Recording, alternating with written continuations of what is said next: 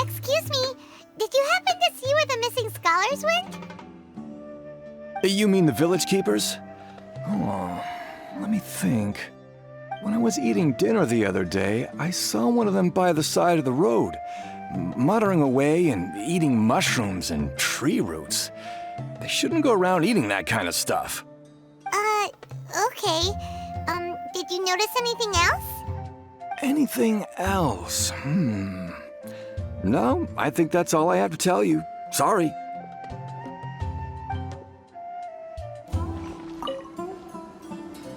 The scholars that have gone missing. Have you seen them? Those eyes. Those fierce eyes. You look like a real fighter. Don't change the subject. Right. You were asking about the mad scholars. I think it's been a few days since I last saw them. I usually go to bed pretty early, so I'm not too familiar with what goes on at night. But honestly, I feel quite sympathetic towards them. Even though they act a little strange, they've helped me in the past. If it weren't for them, my house would have collapsed long ago. Do you also think Grandpa and the others are good people? Grandpa? Oh, hello there. It's little Isak. You mean that nice man who looks like your grandpa's long-lost twin, right? He was actually the one who protected my house. I saw it with my own eyes. He happened to be staying near my house that day and was doing something with his hands on the ground. It still feels pretty surreal now that I think back on it. Did someone teach them how to do that? Well, whatever the case, I'll always be thankful to him and whoever taught him to look out for others. I'm pretty sure that if I ever went mad, I wouldn't be able to do anything like that. Gotcha. Thank you.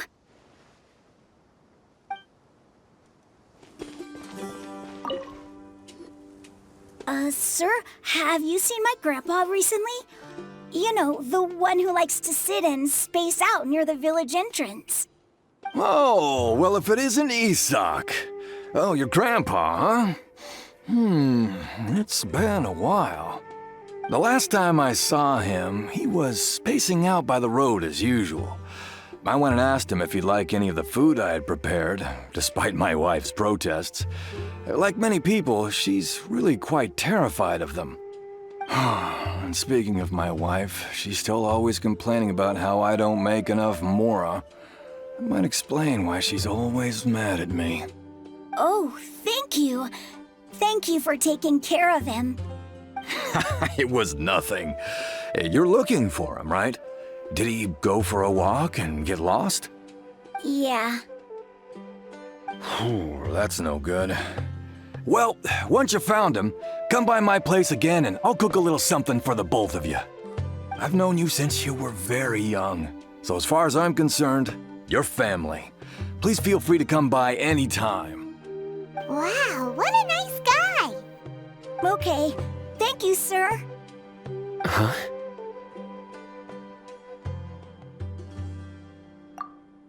Don't say anything for now. Isak, stay here. Let's head over there. Stay quiet as you move.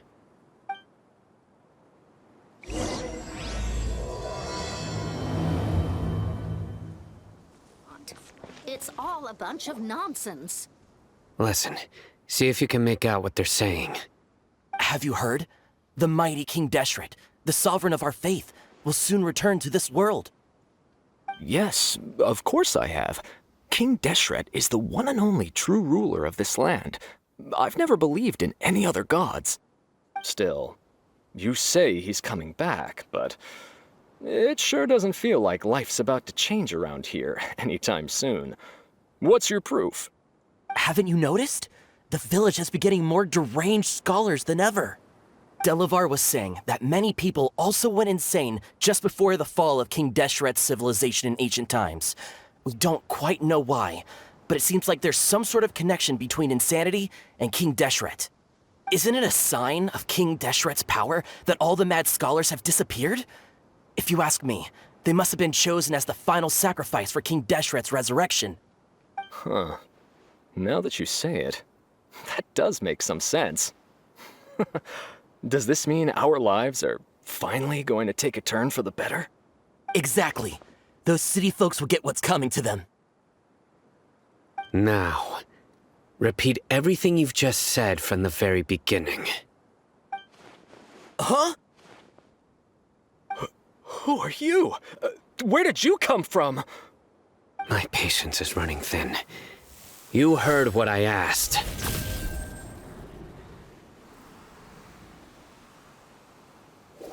Yeah! Bro, this guy's something else. Just look at his eyes. One wrong move, and he's gonna flay us alive. Let's not get on his bad side, okay?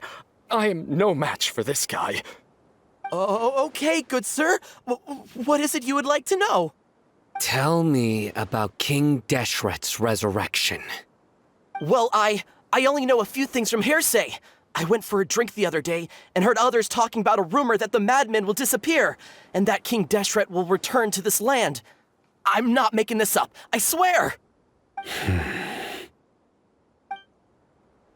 Hey, go on. Keep talking. It's true. It's all true, sir.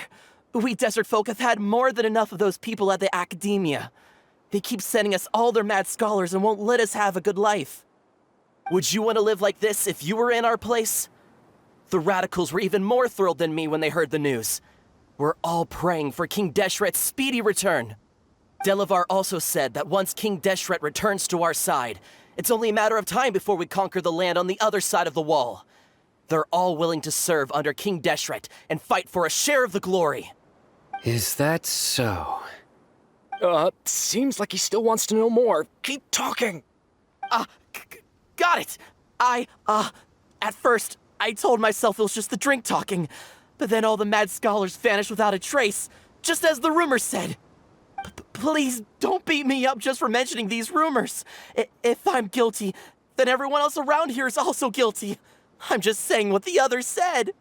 The people here really like King Deshret, but dislike the Dendro Archon. Where is this radical person you talked about? I haven't run into him over the past few days, so he probably hasn't been around the village. What about you, man? Have you seen him at all? No, not at all. We wouldn't dare lie to you. He's really not here right now. Sounds like you're not too close with the radicals. No, of course not. All we know are their names.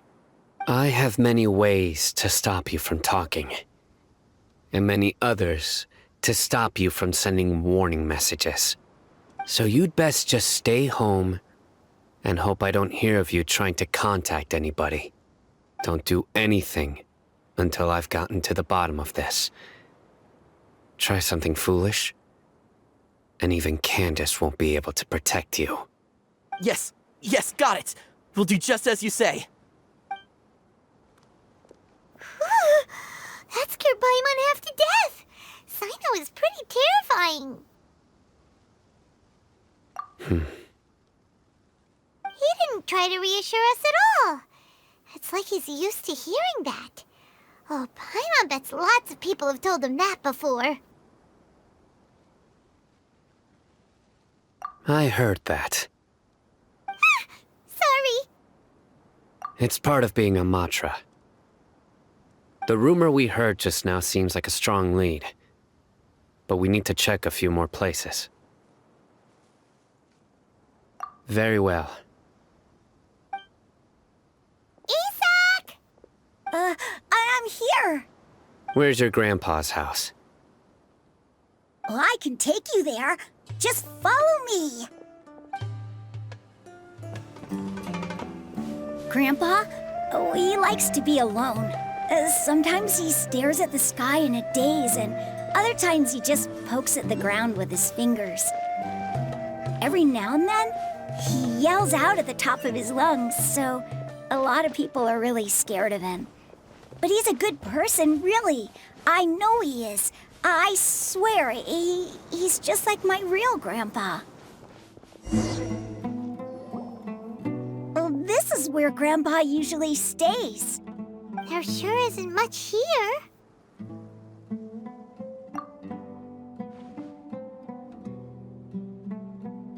No. Incense? Please don't say it's the same one as before. But are you okay? Are you getting dizzy or need to lie down? There's a scent that you can sense, but I can't. A certain traveler here once passed out from that smell. Thankfully, Tainari saved the day. And then he gave us a long lecture to explain all about how it worked. So, you know Tainari? Huh? You know him too? Are you two friends? Yes. Now that I concentrate, I can also make out the scent of incense.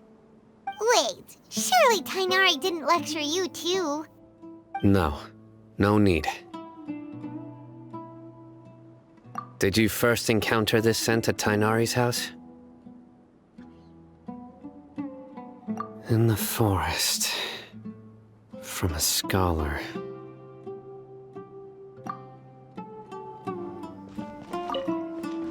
Oh, where did Grandpa go? Please come home, Grandpa.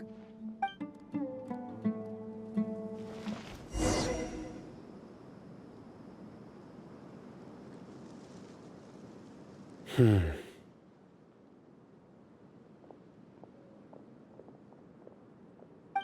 are you looking for, Sino? Here it is. Take a look right here. Paimon doesn't see anything. Although the traces have been completely buried in the sand, there are footprints here.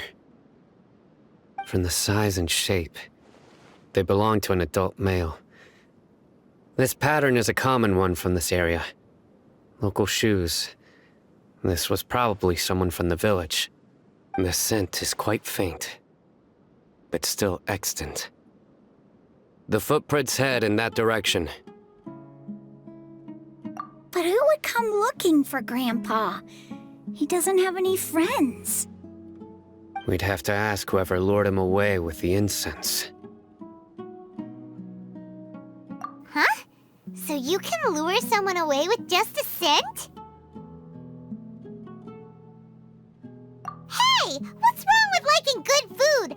Everyone's got something they love in life. Exactly.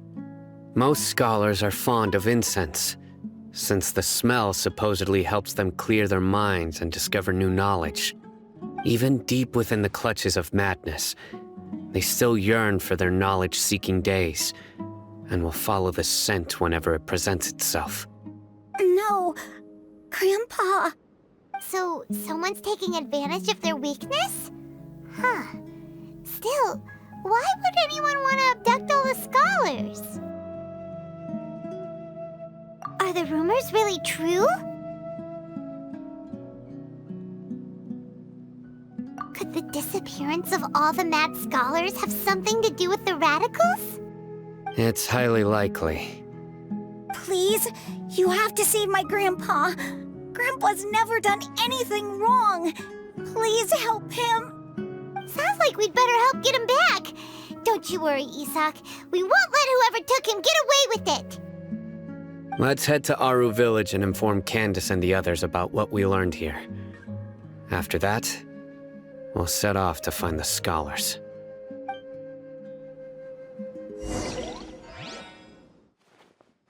Right. The darker fabric definitely looks a lot better. That'd be my choice, too. We're back, Candace! We've got a lot to tell you.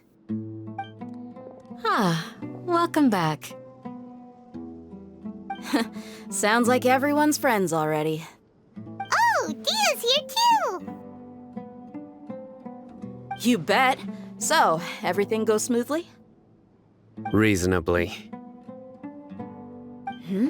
Alhaitham didn't go with you? We haven't seen him at all. Huh. I saw him around the village entrance earlier and figured he was investigating with you. I guess he must have gone off on his own. Did you find out anything useful?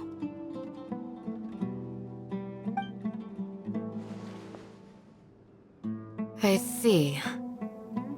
So someone used a kind of incense to lead the exiled scholars away from the village.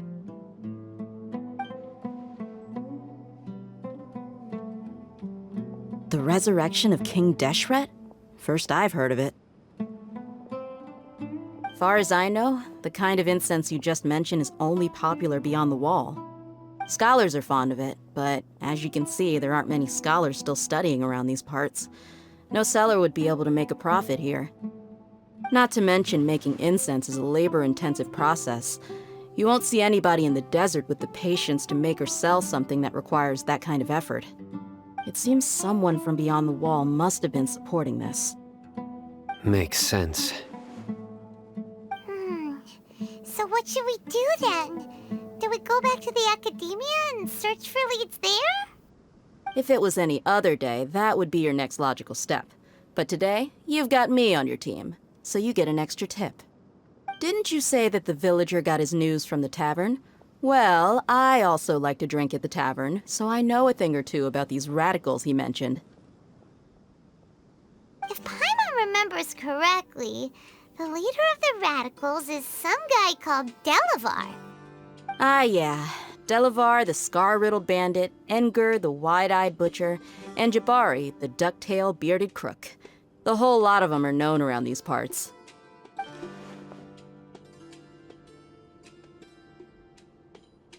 These guys have one thing in common, and that's being broke.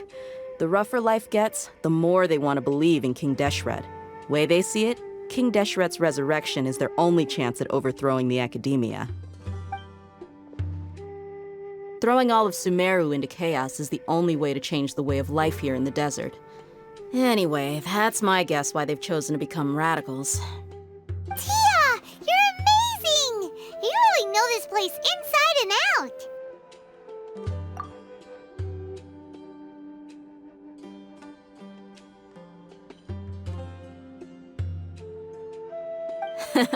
No merc can afford to slack off on gathering intelligence. Every mora I've spent in the tavern has been a valuable investment. Let's head out. Now hold on, you're staying right here, Sino. Why? Aru Village is not a big place. Outsiders stand out here like a sore thumb. I'd bet word about you has already gotten out. The desert is unforgiving, so the way of life here is also a lot tougher than on the outside of the wall. You survive on making connections out here. Compared to you, mercs like me are just third-rate amateurs. I've got no actual fighting skills to speak of. But that also makes it a whole lot easier for me to gain the locals' trust. I need to go around and ask some questions, but it'll be difficult if you're with me. Fine. Good. Then we've got a plan. The Traveler and Paimon will go to Caravan Rebat with me, and we'll try our best to figure out where the mad scholars have been taken. Sino, you'll have to stay in the village and continue investigating on your own. All right! Sounds like a plan!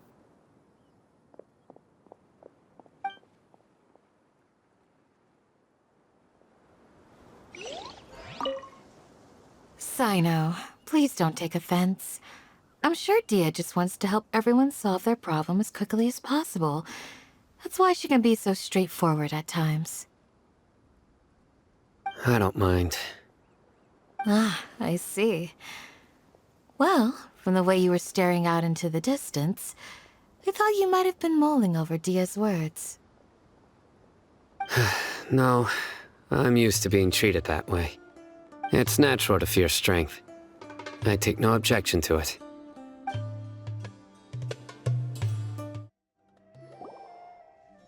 Well, here we are again! Sounds like you're starting to get familiar with the area.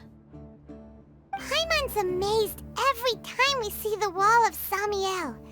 How can a wall this tall even exist? It's almost unreal. I know what you mean. I had the same question every time I walked this way when I was a kid. Also, why is this high wall here? And can a wall really block sandstorms? It was only after I grew up that I realized the wall of Samiel isn't just there to keep out the sandstorms. It serves a more important purpose, keeping out people like us. Sumeru is run by wise and mighty sages. To them, us desert dwellers are nothing but tools that can be used and discarded at their whim. We're cheap labor, like livestock, but easier to control. Nothing more. Even if a child from the desert got the chance to obtain an Akasha terminal, almost all their requests for knowledge would be denied. The academia believes we're underserving.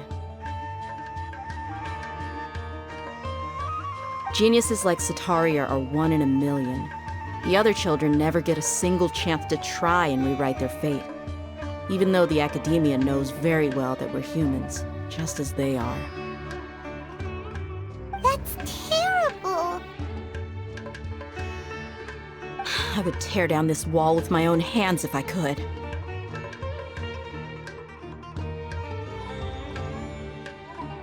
Hey, Dia. You're not thinking about doing anything scary, are you? No, not at all. This place just gets me thinking, that's all. Besides, we're here to procure information, aren't we? Yep, we gotta catch those. Shh.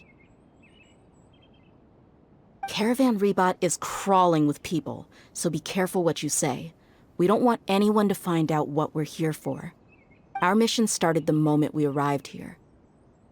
Let's go check out the tavern. Maybe we'll find someone I know.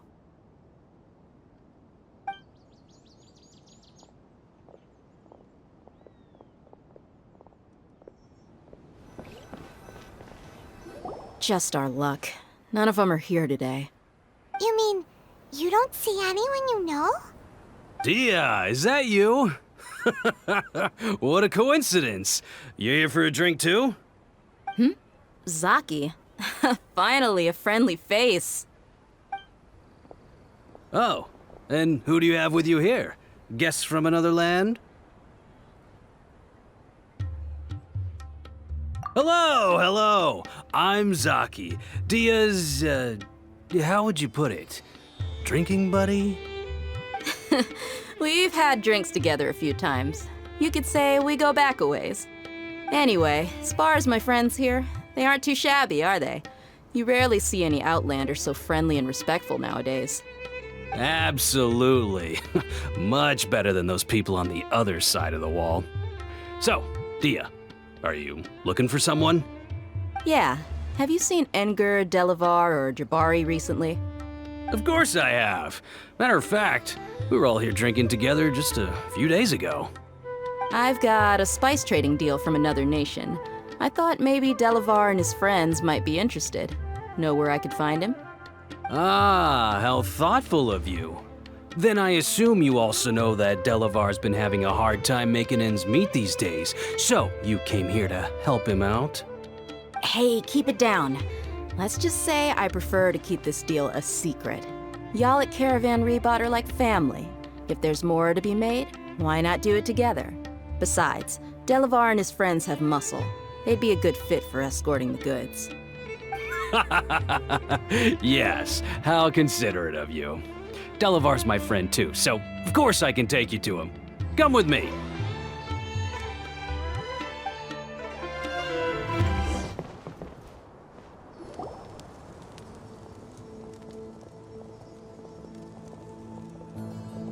Are we there yet? Yep, this is the place. This place is practically deserted. What are they doing in a place like this?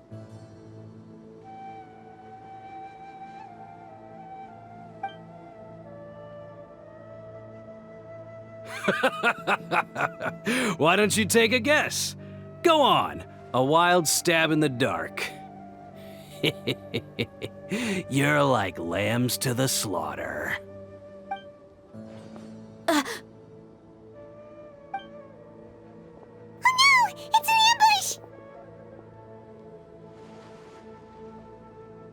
ambush! What's this all about, Zaki?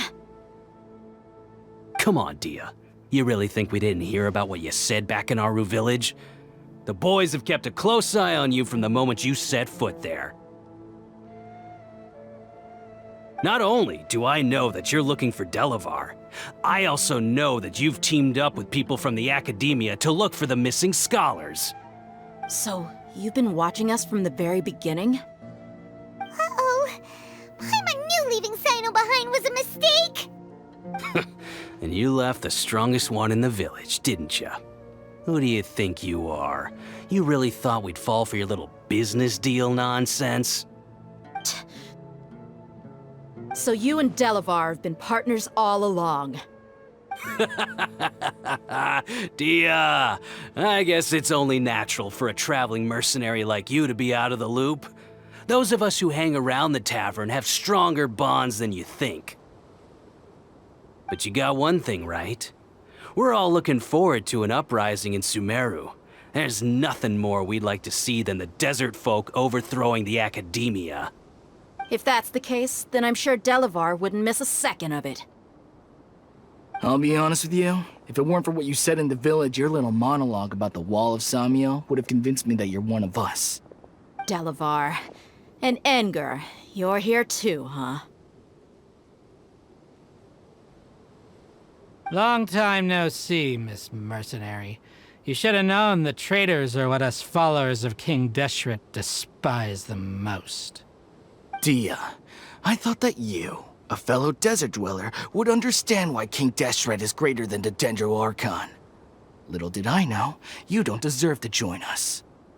Yeah, gee, what a missed opportunity. Adopting radical views and kidnapping innocent scholars, all because of some baseless rumors.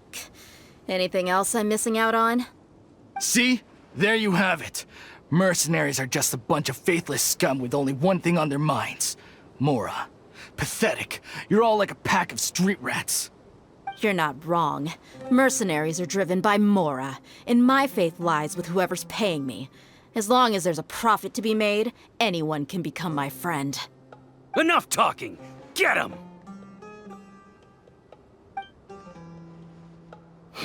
Just as I expected. Let's teach him a lesson, traveler. Following orders. I'll take my leave. Impossible! Yeah, how could you? So, what do you think about your meticulous network now, Zaki? How did you say it? It's only natural for a traveling mercenary like me to be out of the loop. I'm guessing your informant told you that I'm just an incompetent merc with no real fighting skills, correct? I mean, that is what I said after all. And of course, you would believe everything he reported. The only thing you know about me is that I'm a mercenary, but you've never seen me in action. Even though you heard we went to handle monsters together, you believed that Candace was the only one doing all the real fighting. That so-called Flame Mane is just a fraud. She admitted it herself. She just uses her connections to gain the trust of others. That's what you thought, right? Ugh. You lied in the village because you figured that we'd have people watching you. And you were stupid enough to fall for it. I figured as much the first time we drank together. You all thought you were so smart. Pathetic. Okay, that should be all of them. Whoa! So you've been planning this since we were in Aru Village? No task can be done without preparation. I just happened to notice a couple suspicious-looking people while you were out investigating. Oh, but instead of catching them right away, you let them report back. Those two who were snooping around were just a couple small fries. If we want to get the real catch, we have to be patient and give it some time. Oh, you mean the funny name she mentioned back in Uncle Ampu's house? The wide-eyed butcher, scar-riddled bandit, Paimon can't remember them all. That's just a bunch of drunk talk. Enger and Delavar like to talk themselves up when they're drinking. Enger, the wide-eyed butcher, and Delavar, the scar-riddled bandit, are the nicknames they came up with for themselves. Alcohol has a way of making people share what they really think, so Enger and Delavar are always rambling in the tavern about how King Deshret is a superior deity. What about Zaki? He's just a numbskull who fell right into our trap. Zaki was probably the best hidden of them all. My initial plan was to find Delavar first, and then try to track him down. That's what you wanted to ask when we were at Uncle Anpu's house, right? Jabari is one of the villagers you talked to.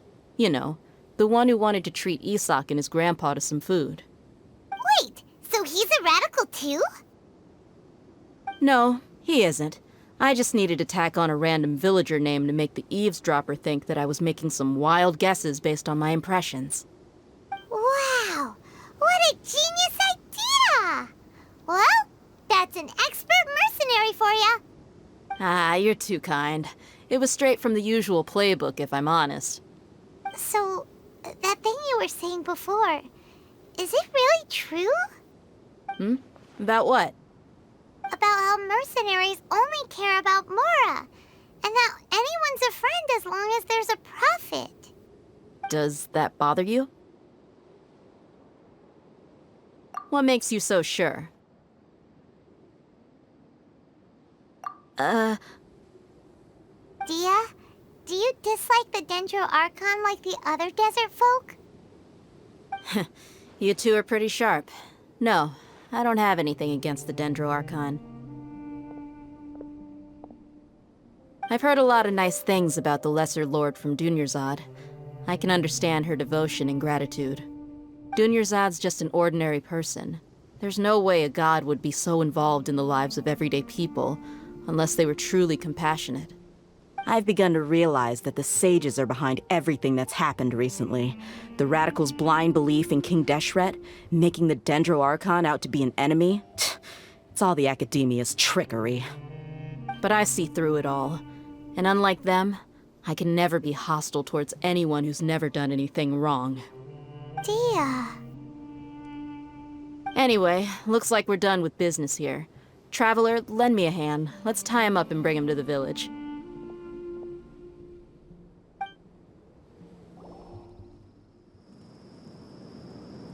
This should be all of them. I'll let you take it from here. All right. I'll be in touch. Until then, please stand by. Candace, do you need any help?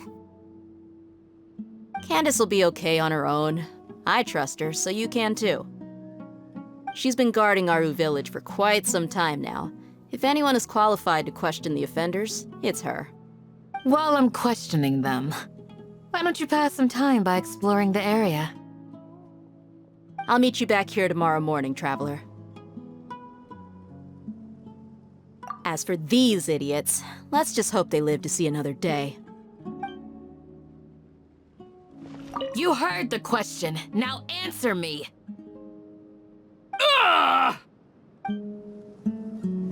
Candace is an expert at dealing with people like this.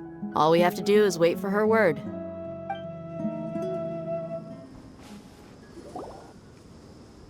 Hey, Dia! Right on time. We'll know any moment now.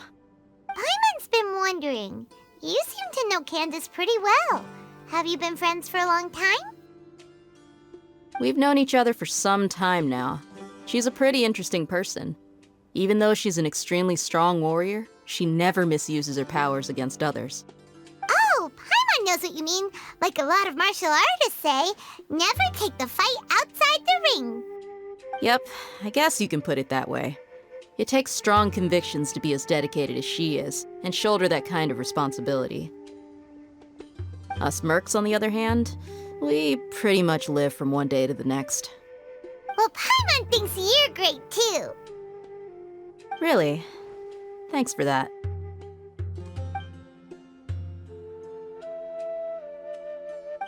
Oh, Sino's here, and he's pretty early too. Yes, I was here yesterday to help out a little. To help out? By doing what? Sharing some interrogation techniques. Oh, you mean you taught Candace some more persuasive methods? Right. Come on in, everyone. Come on, let's go inside.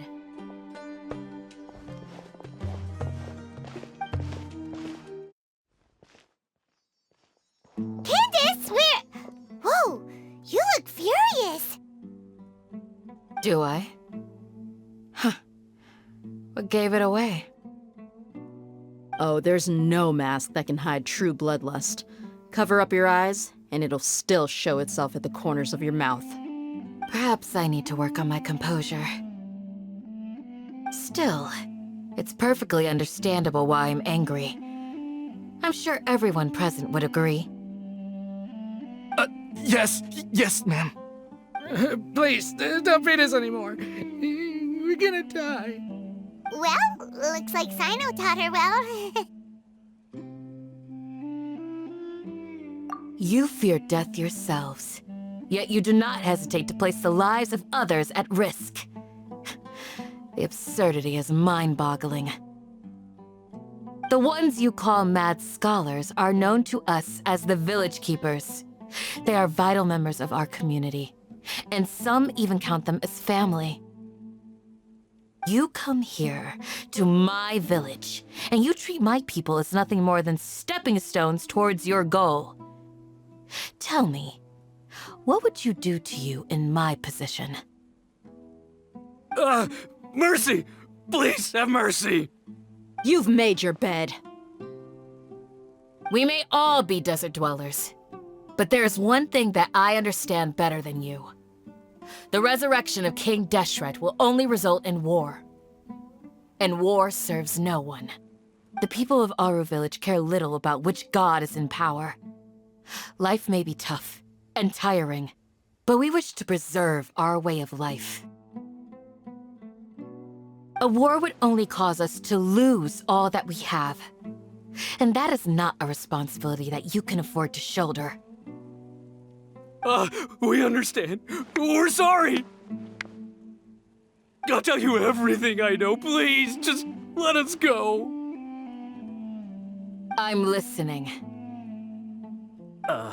You might not believe this, but it wasn't us who came up with this idea. Someone was spreading rumors in the tavern. That's how we ended up hearing about King Deshret's resurrection. Some mystery man told us that mad scholars will make the perfect sacrifice to usher in King Deshret's resurrection. They give their lives, and we can get anything we wish for. They're called Village Keepers. Slip up again, and you'll regret it. Yes, sorry. It was all that mystery man's doing. He told us to spread the word about King Deshret's resurrection and talked us into helping him.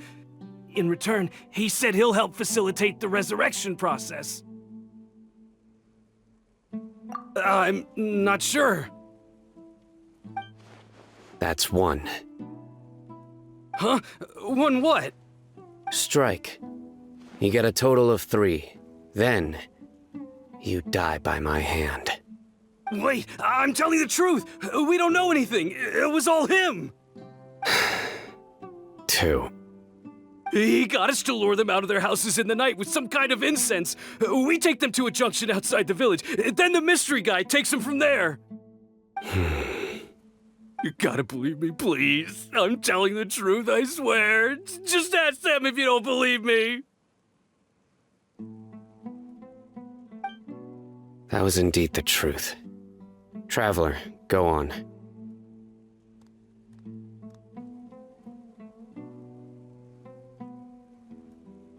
You have to believe me. If I knew that, I would have told you his name right away. I'm not risking another beating to keep his secrets. No way. That guy, he wears a cloak, and he's always careful to cover his face. He calls himself King Deshret's envoy. I believe I may know what's going on. Uncle Anpu? What do you mean?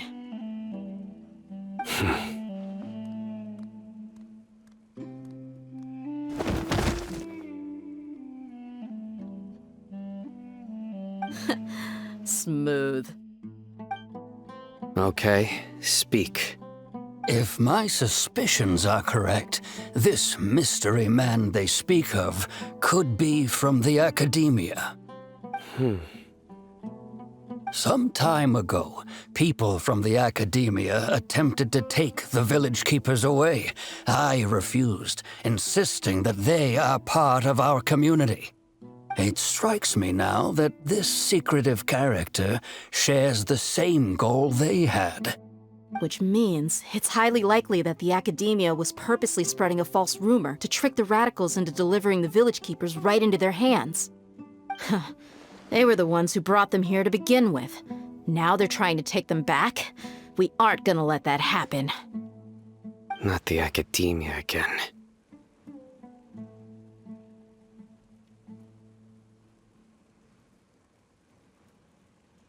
Just as I thought. But what could they want with the village keepers? People are nothing but tools in the eyes of the Academia. A change in their plans likely means they found another way to exploit the scholars. Regardless, our top priority now is locating the village keepers. You're right. Isak is still waiting for news on his grandpa. Time to go. Let's leave the village and try to track them down. Yes. Pack up and get ready to leave. You got it. Candace, I'll let you deal with the radicals. Leave everything outside the village to us. All right. Let's meet back here once everyone's ready.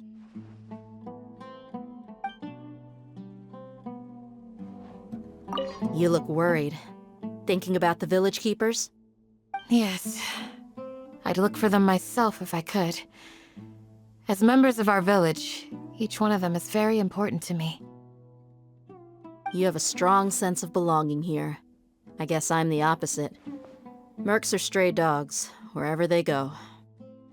Dia, don't say that. You can be a part of this community too. Thanks. I'll let you know when I feel like joining. I just hope everyone's all right. What scheme is the Academia brewing now?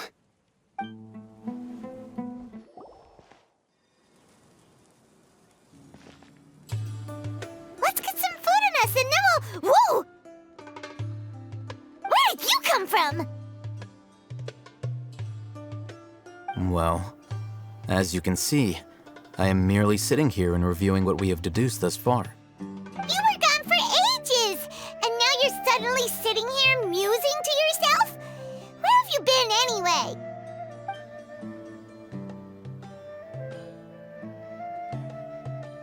Hey, what's with the silence? You never think things through before asking questions. I'm giving you some time to make up for that. Paimon's so mad! Paimon's gonna give you an ugly nickname!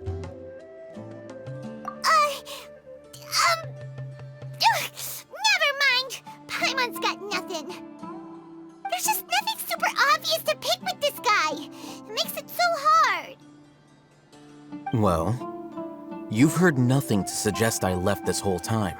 So clearly, I stayed in the village to investigate.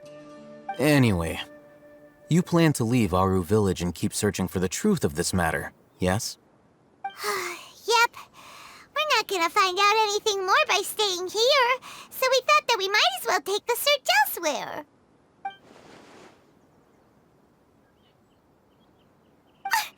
Enough with the silent treatment! No. I'm just surprised that you decided to team up with him. Alhaitham, you haven't helped us out at all ever since we arrived at Aru village.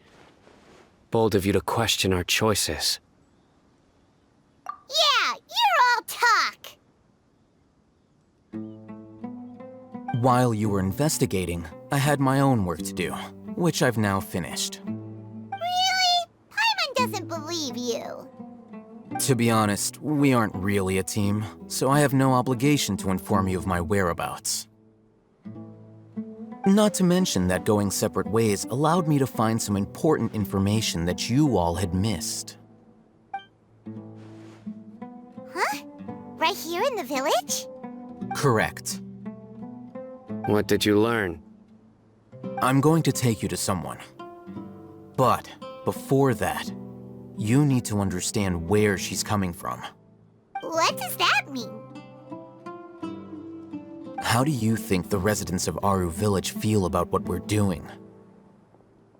In other words, do you truly believe every single word the villagers tell us? You mean some of them lied to us? Hiding the truth does not necessarily equate to lying. Again, these people have their reasons. Remember what Gandis said? Most people in Aru Village don't necessarily care which deity is in charge of Sumeru. That's because whether King Deshret or the Dendro Archon has power is of little significance to them. By contrast, the perils of their daily lives are ever-present concerns. They won't simply share everything they know with you without good reason. That's why you believed there was no further information to be found in this village. Glad you're following along. Among those you have talked to, there's someone who was consciously keeping you out of the loop. In fact, she's been observing your every move since you arrived. The reason being, to someone who only wants to live their life in peace, any external factors introduce unpredictability into the equation.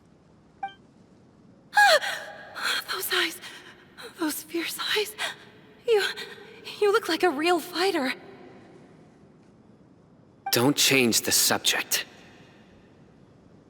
It's quite obvious that she's intimidated by Sino's authority and strength. Right. You were asking about the mad scholars. She corrected herself mid-sentence because she's aware that there are King Deshret fanatics in the village. If she sounds too friendly towards the village keepers, she could easily make herself the radicals' next target. I think it's been a few days since I last saw them. I usually go to bed pretty early, so I'm not too familiar with what goes on at night. Remember? She made a point of denying her involvement in anything that occurs at night. But honestly, I feel quite sympathetic towards them. Even though they act a little strange, they've helped me in the past. If it weren't for them, my house would have collapsed long ago. After speaking to the village chief, it became clear that the village keepers had protected Aru Village at night. In other words, the young miss was very much awake during that time. Then why would she lie? By getting involved with an outsider, she risks drawing unwanted attention to herself. As for why she might be so wary about all this, maybe you should ask her. I'll pass on this one. You said that she is afraid of me. If so, it's best if I stay out of this. We're on it!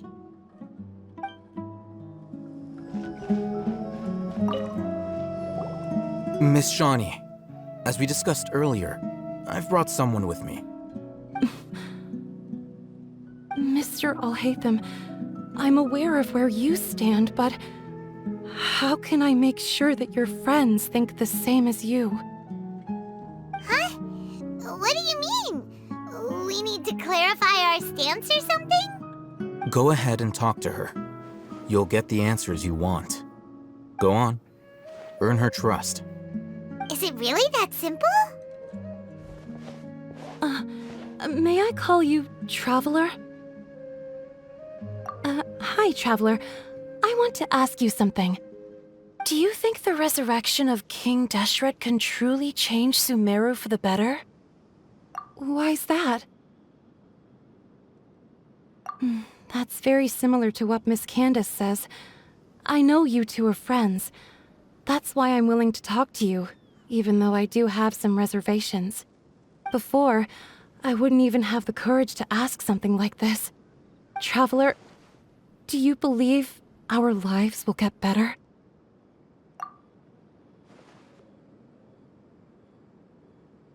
Yeah! We came here from another nation, so it isn't wrong of you to be weary. And we aren't really residents of any one nation. But even so, we've met lots of people from different places, and we've always fought for what we believed in. We have friends in Sumeru, and we want to help them. That's why we decided to stay here for a while.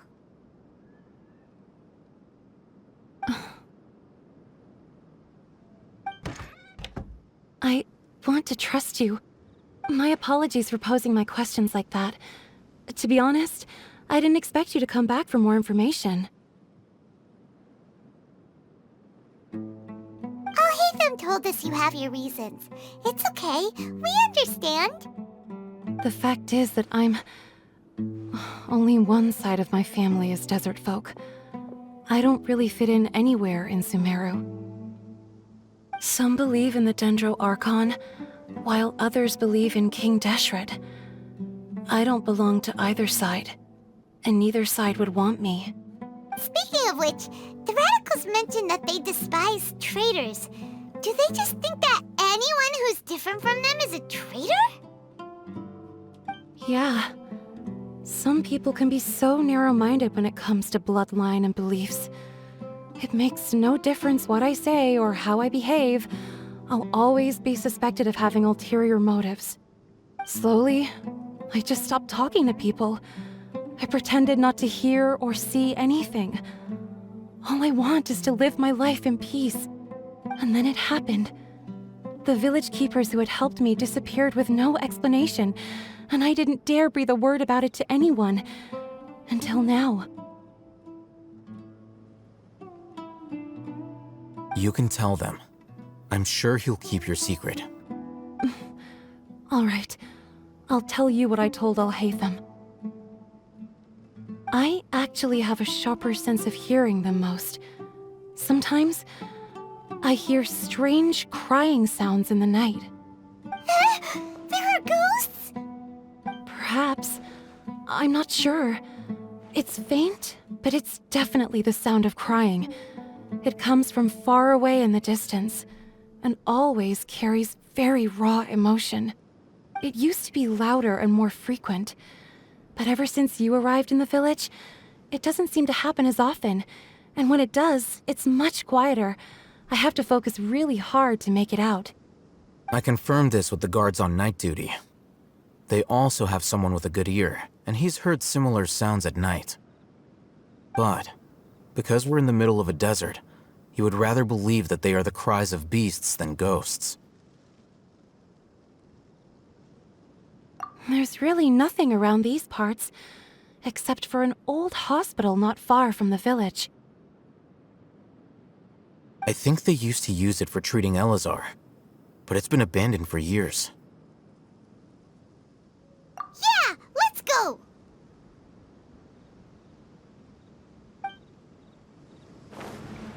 Ooh, is this the place? It's in terrible shape, and there's sand everywhere. Empty and forgotten. An ideal place to hide people. Monsters! Watch out! Whew. They were easier to deal with than Paimon had expected. Super strong bandits? Or monsters taller than buildings dropping out of the sky? Or, something like that. He looks super serious. We gotta stay on our A game too. This is the one.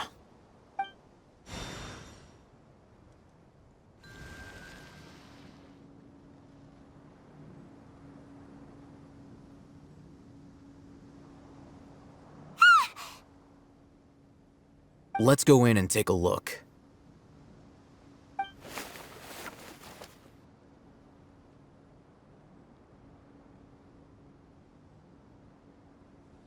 Hey, Hatham, we haven't found squat. Are you sure we aren't wasting our time here? Patience. Shawnee says she only hears the crying at night. We have time to burn. Until then, I'm taking a break. And just like that, he sits down. Wait, he even brought a book to read? What are you reading? Let Paimon see! Okay, sure. Huh? The natural position, which is the positional propensity of an entity in natural motion in contrast with an object in forced motion? Huh?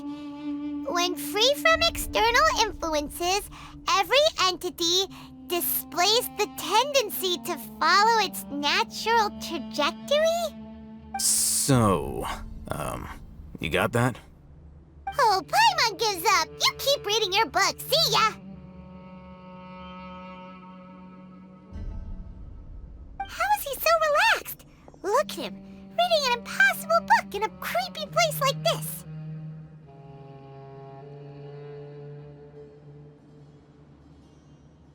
Hey! Paimon's your Tibet travel guide! Paimon knows plenty of useful stuff already!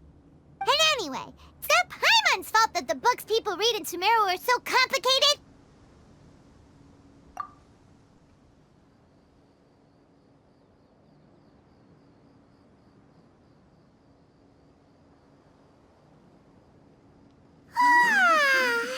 Paimon's getting so sleepy. Huh? What was that sound? There it is. It's coming from that direction.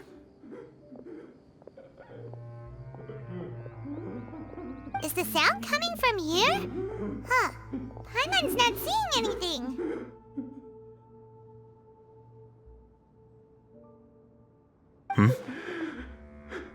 It's from below. But there's no way we can get down there. Something is off about the interior here.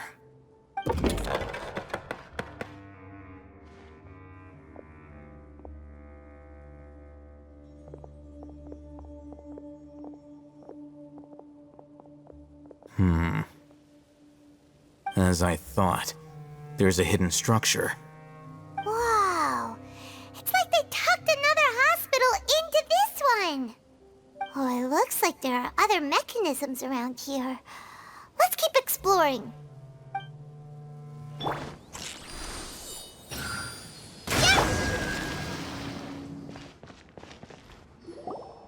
Huh? Look, there's someone over there. Good idea. Let's approach him slowly without alarming him.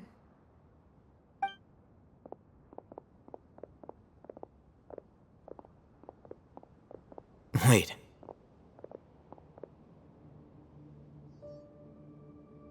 You're...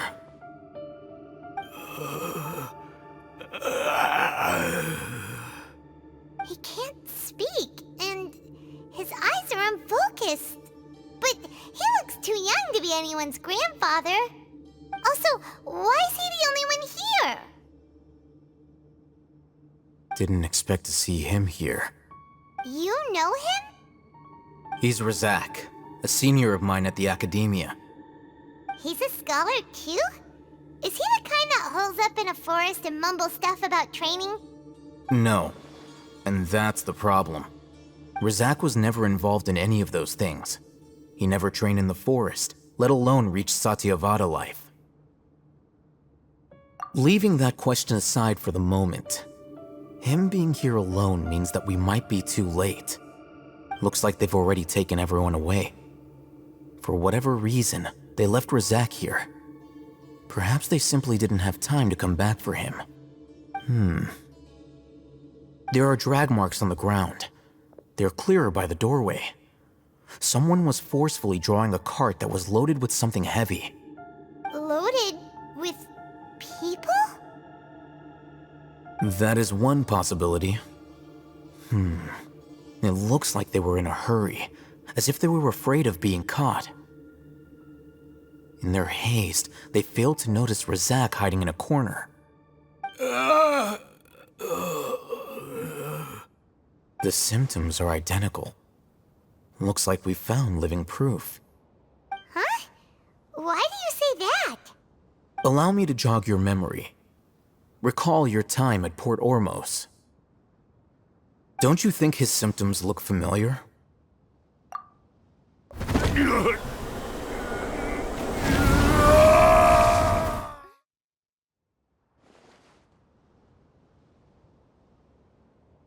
Oh, now that you mention it, they're acting the same way. Correct. The academia is behind all of this. It isn't difficult to deduce their rationale. First, the academia spread a false rumor of King Deshret's resurrection, emphasizing the role of the village keepers, the mad scholars who were exiled to Aru village. These rumors were all the persuasion that the radicals needed, and those based in Aru village leapt into action. Unbeknownst to them, of course, through rounding up the scholars, they were actually helping the academia. As well as being able to exploit the radicals for their own ends, this scheme has one further advantage to the academia. All the risks and responsibilities are offloaded onto King Deshret's followers. Life for the desert dwellers has been brutal ever since King Deshret's death all those years ago. Beneath the surface, feelings of desperation are widespread. Many would give everything they have for the prospect of something better. Anyone looking to exploit that for their own ends simply needs to make a few empty promises. Even if complications arise, people will see that those involved are all followers of King Deshret and look for no further explanation than differences of belief. A deep-seated mistrust of the desert and everyone in it by the rest of Sumeru will make sure of that. The notion of an academia plot wouldn't even cross their minds. It may seem like a simple strategy, but it is able to work wonders under Sumeru's current circumstances. Oh, that makes a lot of sense. It's in line with the village chief's theory, too. But there's still one very important question. Wasn't it the academia that brought the scholars to Aru village in the first place? Why does it want them back now? Throughout this process, one thing has changed: the scholars' identity. First, they were scholars. Then, they became lunatics. After that, they were exiles. And finally, they become missing persons. An exile is still patently a living, breathing human being. But when someone becomes a missing person, that is brought into question. If you can't find someone, you have no way of knowing what exactly happened to them. That makes missing people an ideal resource. Resource? For what exactly? One possibility is that the information in their brains could be extracted into knowledge capsules. Extracted? You mean canned knowledge comes from people's brains? With the technology of the Sumeru Academia, it's entirely possible. Perhaps the process caused them great suffering, which is why they cry out in the dead of night when no one is watching them. So, the human brain... Nope, nah, Hyman doesn't want to think about this. I'm the Academia scribe, after all. I'm familiar with their projects. Anyway, judging by Razak's state, the contents of a divine knowledge capsule were extracted from his mind. But something went wrong in the process. Or perhaps his curiosity got the better of him, and he used such a capsule for himself. Hyman's a little confused. Can they just use anyone's brain?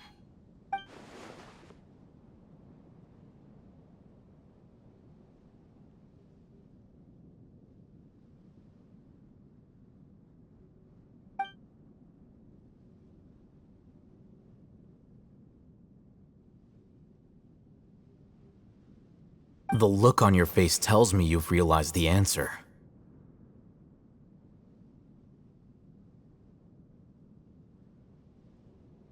That's right.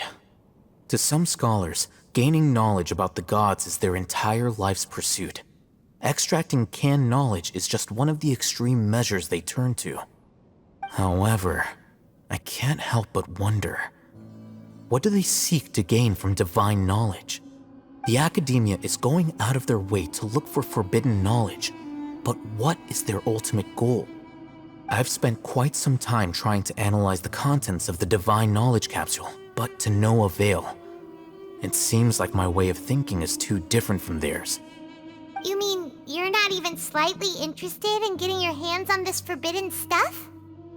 All scholars seek to expand the horizons of knowledge, but I'm not particularly interested in gods, so I don't share their degree of zealotry. Extracting information from people as if they were lifeless objects? If this is the direction of academic progress, then the Academia may as well shut its doors. Sounds like you're really against all this. Of course. The Academia's actions run contrary to their rules. Whether it be academics or knowledge, everything has its boundaries. If those lines are crossed, the rules and order that govern everything in the world will be destroyed. This matter needs to be corrected, just like fixing a typo in a book.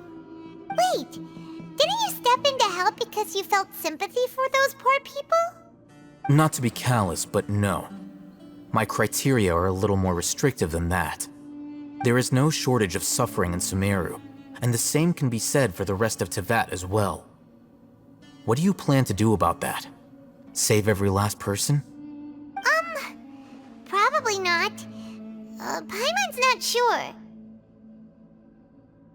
You can say that. Simply put, I don't blindly place my faith into strength or heroism. I do what I want. The Divine Knowledge Capsule is something I want to investigate in full. That doesn't mean I'm willing to take action for the sake of a few strangers.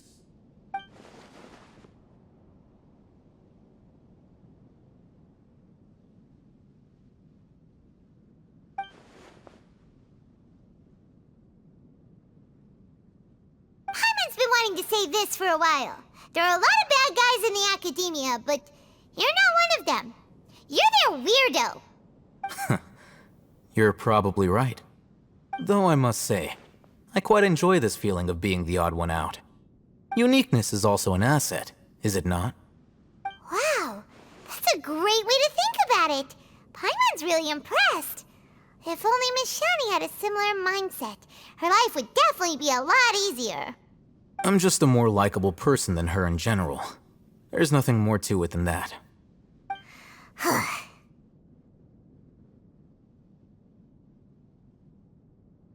He won't last long if we leave him here. Let's take him with us. We'll work out our next step after we return to Aru Village.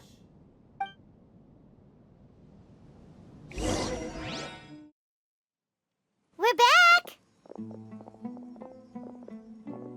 You must be tired. You should rest and take some water. What's the situation? Who's this? Unfortunately, somebody who's too young to take on the role of Isak's grandfather. Nevertheless, he's one of the people we're trying to find.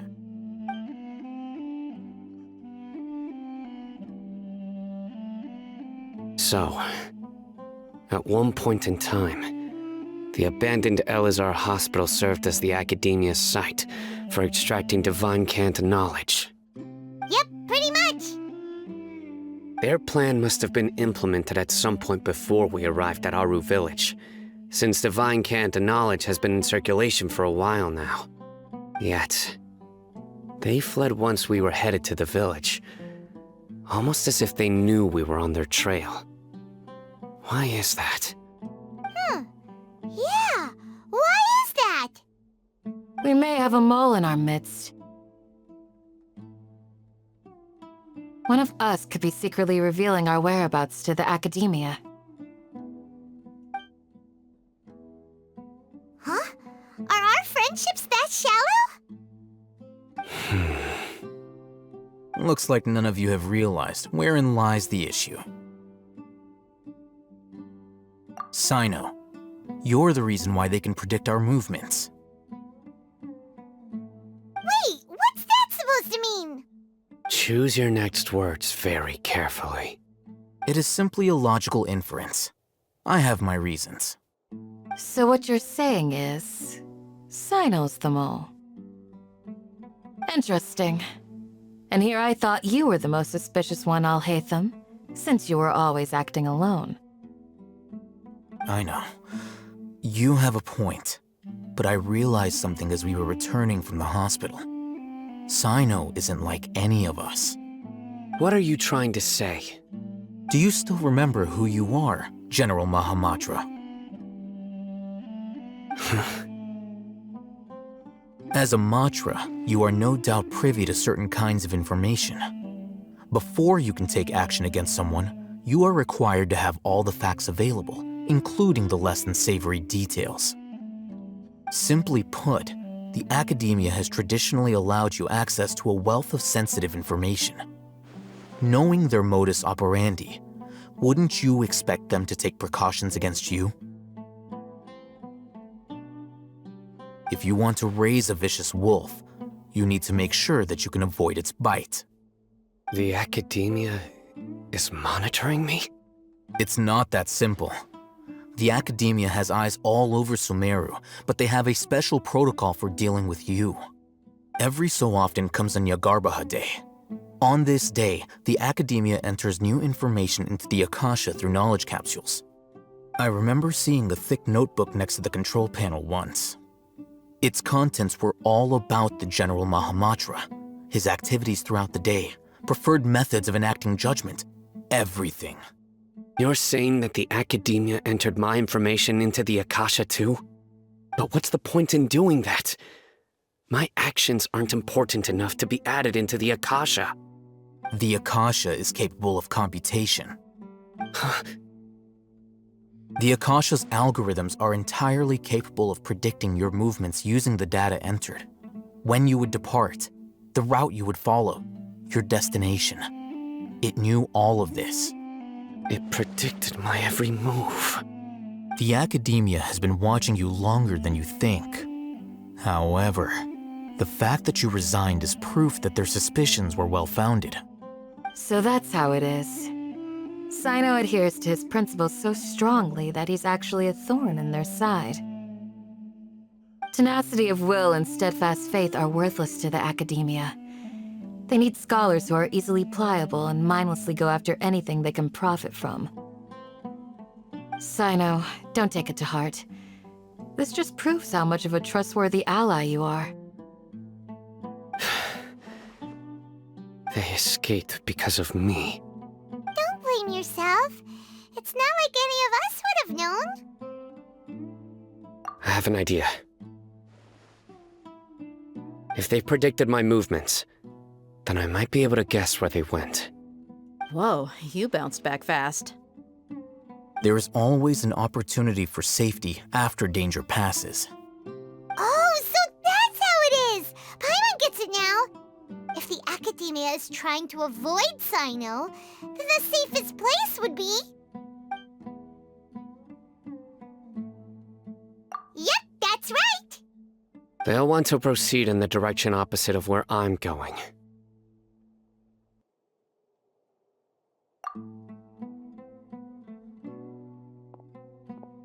I must go.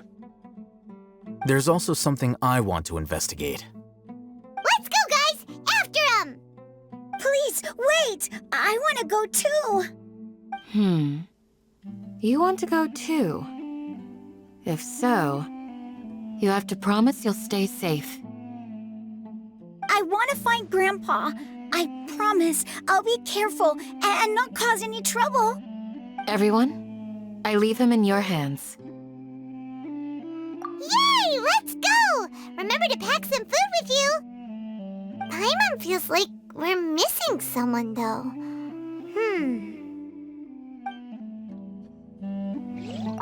I'll be awaiting your good news.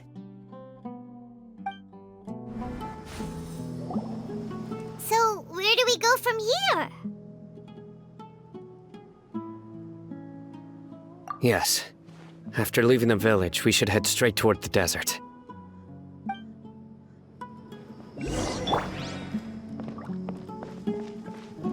I know the desert like the back of my hand. Is that because you play here a lot? Yep. One time, Grandpa almost got lost in the desert, but I was the one who brought him back. There's something here. What's this? It's buried in the sand. Looks like we'll need to roll up our sleeves and do some work. And Paimon thought running around everywhere was already enough work. Okay. So, we have to dig it out? Whatever's down there looks like it's buried really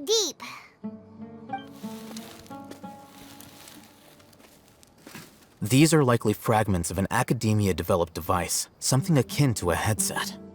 Looks like there were more than one village keeper. They must have been escorted this way because there are device fragments scattered around here. Let's split up and search the area. Chances are that we'll find other things nearby.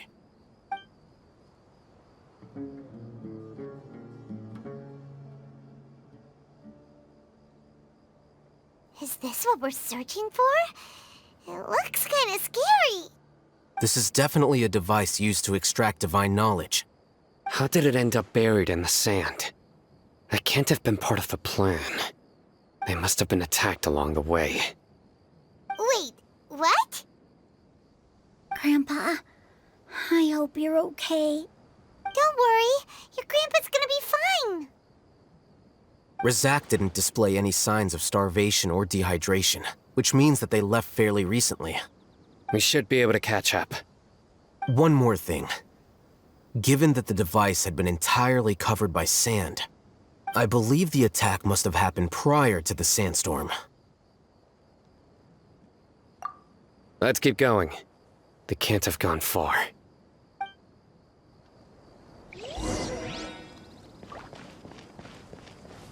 Ugh, but running on sand is so tiring.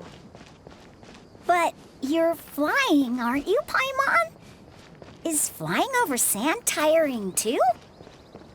Ugh, of course it is. Voices, over there. It sounds like an argument. Whoa, you have really good ears. Don't get any closer. They'll notice us. Dia's talking with the Eremites? Very interesting. Let's listen in. If you had informed me sooner, there'd be plenty of room for us to... You're one of us. We would never lie. Scholars. You don't know as much as I do. Need me to... I knew it. That's our Dia. Dia? Why would you... Dia! Hey, what are you doing? Huh? Didn't you say you'd help me find Grandpa? Why are you on their side? Well, look who's here. Ain't that something? This complicates things. You've betrayed Aru village? So, this is the great General Mahamatra. Dear, you'd be better off as my assistant than hanging around with this motley crew. Seen for yourself, I have the means and methods, and my ideals are far more admirable than theirs. I'm not the type that's easily swayed, Raman. You of all people should know that. Wait, what's going on, Dia? Whose side are you on here? Shut it, Paimon. It doesn't matter. Whichever side you pick, nothing can deter us from the grand mission of resurrecting King Deshret. Once our Lord of Old returns to this land, we will have a new beginning. Face the facts, Raman. It's not gonna happen. You should understand that more than anyone. Have all your years as a merc taught you nothing about placing hopes in a ruler? I'm a desert dweller and a proud follower of King Deshret. Whether I live by the edge of the sword or in peaceful comfort, my soul will always carry this conviction. It's not too late yet. The village mad scholars aren't gonna bring King Deshret back to life. You don't understand, my dear lady. Pursuing our faith is our purpose in life. Even if the chance of success is 1 in a million, we must be willing to give everything we have. Even if it'll expose you to the Academia? Even if they end up disbanding the Eremites? Your Eremites, which you've worked so hard for all these years? Yes. We've waited a long time for this day to come. The sun and the moon no longer shine here. All you see now is cracks in this desiccated land. But fate has finally dealt me a hand to play against the Academia. With these scholars in our custody, we'll stomp the Academia's forces and fight our way beyond the wall of Samiel. Ridiculous. Think about it. The Academia controls the entirety of Sumeru. Your powers are negligible in comparison. If you still don't believe me, then try asking these two men. They're also against the Academia, but neither of them are as arrogant as you are. They look more like pawns of the Academia to me. Why would I listen to anything the people of Greater Lord Rukkhadevada have to say? Filthy traitors. Your god abandoned all honor and betrayed King Deshret. We desert dwellers will never trust the likes of you. It's impossible to communicate with someone so hostile. Perhaps we should. Do you really believe that by kidnapping the scholars, you'll be able to negotiate with the Academia? These people have no value as bargaining chips, but I could be persuaded to take their place as your next hostage. These scholars were exiled from the Academia. I, on the other hand, am their current scribe, and will be a much greater asset to you. Wait, you can't be serious. So, you want to trade places with the hostages, do you? Precisely. Any wise person would gladly accept my offer. What are you thinking? What if they decide to kill you instead? Well, that would be bad luck for me.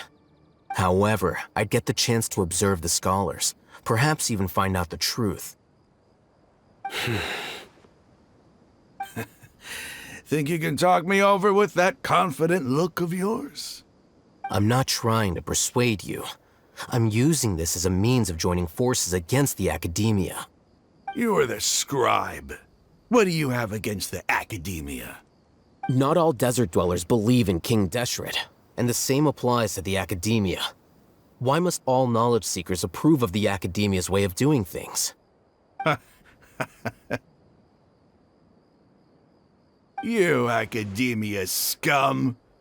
Every last one of you is nothing but a hypocrite, just like everyone else on the other side of that wall. I've made myself clear enough. I won't listen to another word from the Dendro Archon's people. Not so fast. I'll hate them.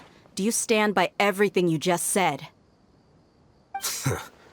I never make empty promises. You know you're making a dangerous decision, right? I do. Good. Raman, hear me out. These people are my friends. Maybe you can't take the followers of the Dendro Archon at their word, but what about me? Do you trust me? We've known each other for years. Of course I do. In that case, I'm willing to vouch for their honesty with my right arm. Come on, Raman, don't be a coward. If you're serious about taking on the Academia, you need to steel yourself. You can't be afraid. An arm from the Flame Mane. You've piqued my interest. But what if you refuse to oblige?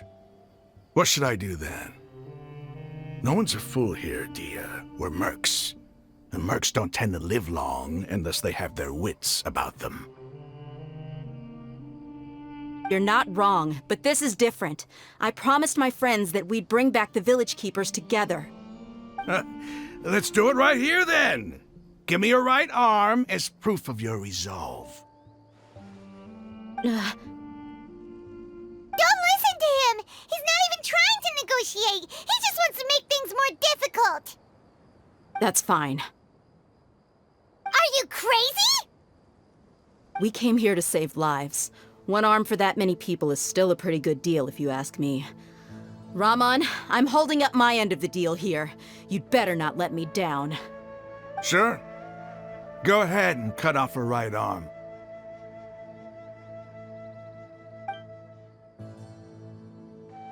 No! Dia! What are you gonna do? Think of something! You don't have to go this far. That's not for you to decide. Do it! Dia! Run!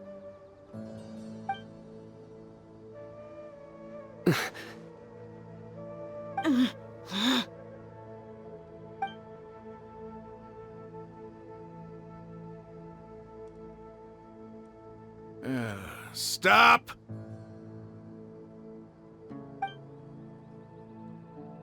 What's wrong? Can't do it? Flame Mane, you and I are both desert folk.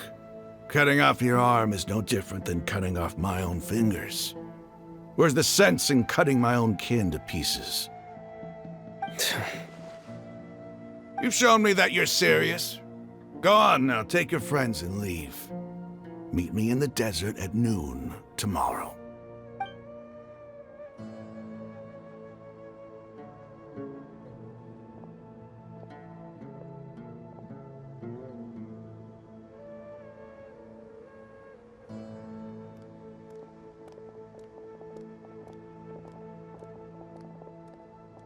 Phew.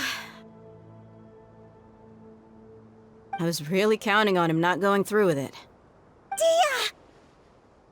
That was crazy! Have you all lost your minds? What if he'd actually cut your arm off?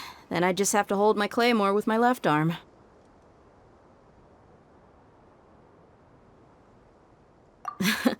Okay, I'm sorry. But sometimes when you're out on a limb, you gotta double down to seal the deal, you know? Don't ever make a promise like that again. I can deal with the likes of them. If it came down to it, you would not lose to them either. I don't doubt it, Sino. But this is about more than me and them. There's a lot more where they came from. Even if we got rid of one bunch of radicals, there are others out there. Wiping them out would do more harm than good. As you wish. I'm sorry, Dia. I should have stayed put and listened. I should have trusted you. It's okay.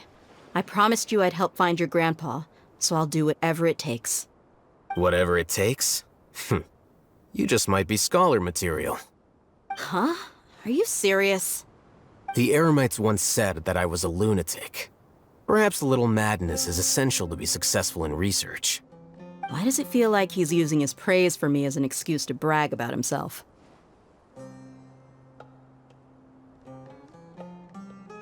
Okay, let's get moving.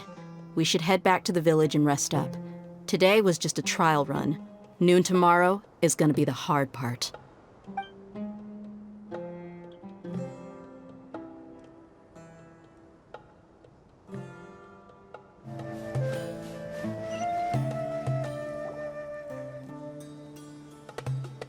You're all here so early. Looks like we have everyone here. Isak, are you sure you want to come with us? I'll watch from a safe distance. Dia, I want to be there to bring Grandpa home. Okay, let's go then. Dia, wait. What's the matter?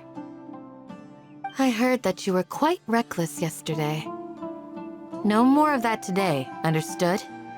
Or I'll be very upset with you. Fine.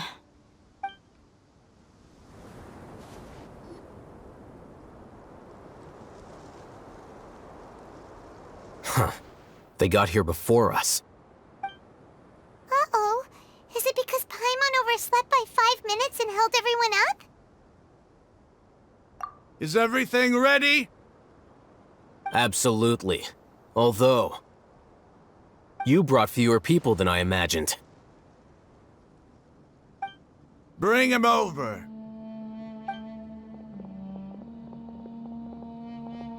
Grandpa! Why is there only one of them? Rahman, I've always thought of you as a man of his word. What's this about? It's a one-for-one exchange. Sounds fair, don't you think? And let me put it this way. Agreeing to any kind of deal with the Dendro Archon's people is already a huge compromise on my part. Don't you think you've asked enough?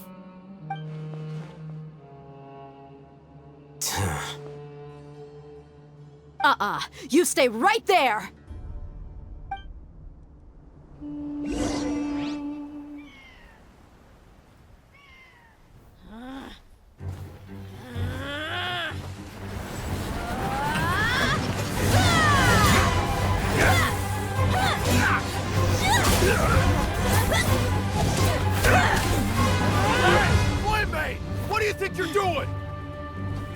Grandpa! Don't you see this blade here? You coward! Why are your hands shaking? Wait a second! It's a earthquake!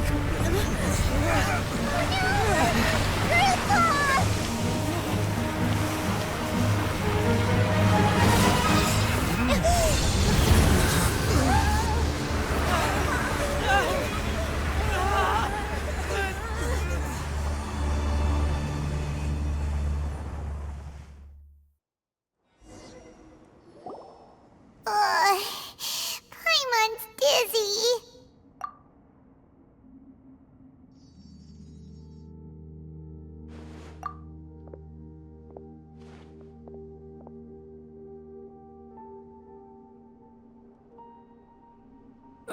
This day's going just great.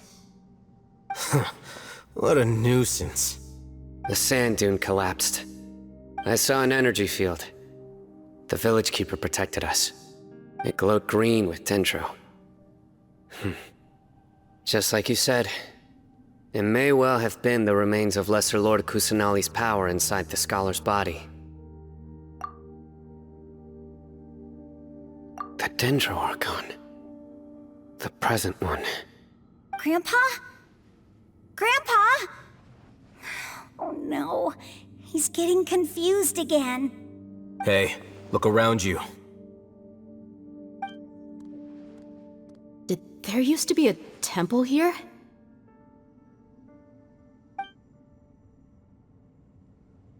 It seems that when the sand dune collapsed, it exposed these underground structures. The symbols on the gate belong to King Deshret's civilization. This structure must be ancient.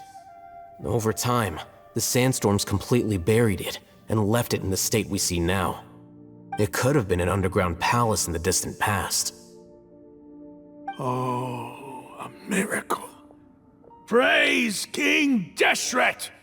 What's he doing here? And his men too? They must have fallen down here with us. Pretty lucky if you ask me. Most of them seem in really bad shape. Except for him. He got off lightly. Mind your head. No, this isn't the time for conflict. Our exalted lord has shown us the way to his sacred palace. He's not actually gonna go in there, is he? As it happens, I want to take a look inside too. What are you doing? Don't you think it's curious? 1 minute, Lesser Lord Kusanali's power protects us from harm, and the next, remnants of King Deshret's civilization appear. 2 major deities are vying to showcase their power to us. It would be a shame not to witness them both. Paimon thought you weren't interested in gods. Indeed. In my view, gods are just a higher form of living being, or creature, you could say. New discoveries are always worth investigating. Whether they have anything to do with gods is neither here nor there. Raman, what are you gonna do about your men? I'll just let them lay here. King Deshret will take care of his people. Right now, I'm going inside.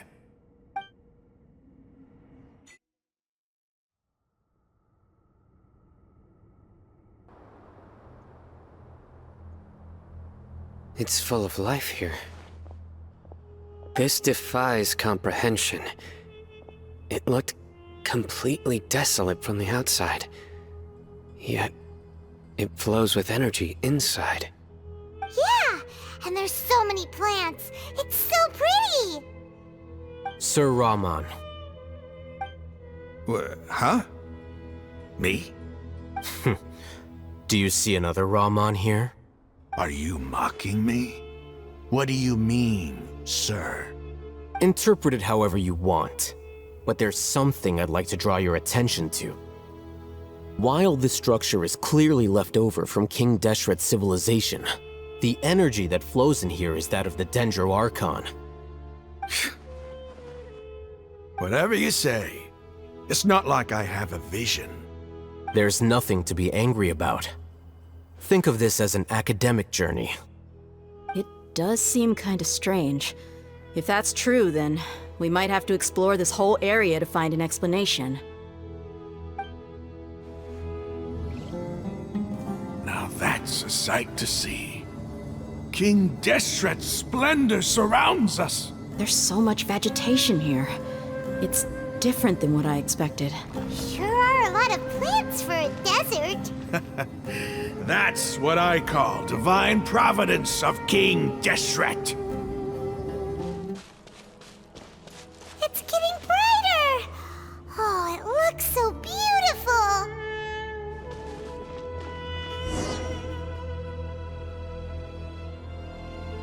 Wait. What's that?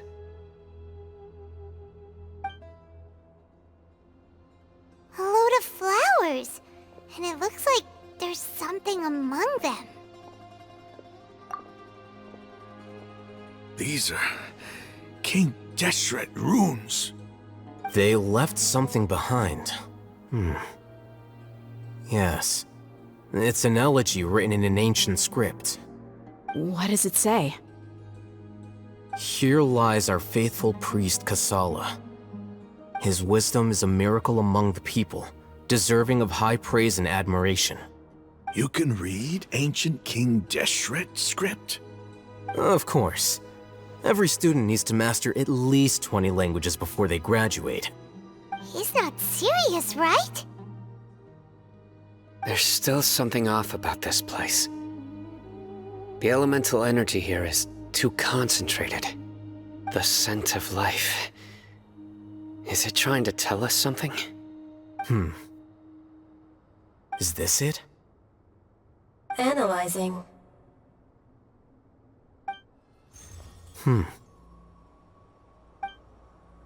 There seems to be a hidden message among these skeletal remains. Excellent. There's a device from King Deshret's civilization in this gravesite. I'll transmit the information over and project it for everyone to see. Isn't sharing knowledge against the Academia's rules? Yes. However, under the circumstances, I'd prefer you to see this for yourself. You'll understand after watching it.